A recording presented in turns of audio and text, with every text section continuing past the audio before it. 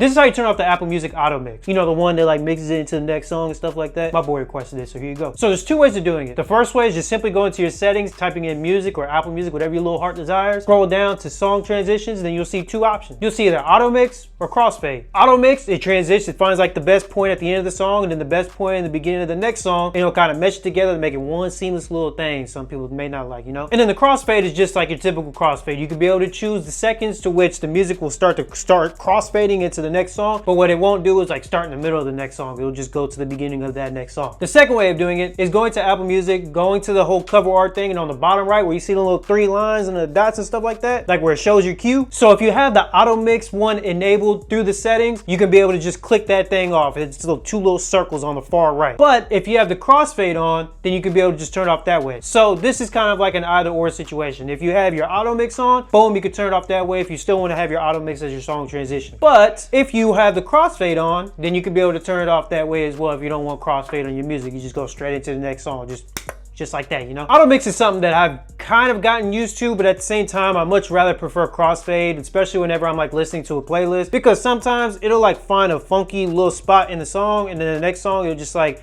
it just don't do it right sometimes. Like it'll just be like weird, like right when the best part comes on, whether it's just like the instruments or something, it'll like stop it. And it'll go into the next song where like you miss like probably like a dope ass intro or something like that. So it has its pros and its cons. It'd be cool at a party though.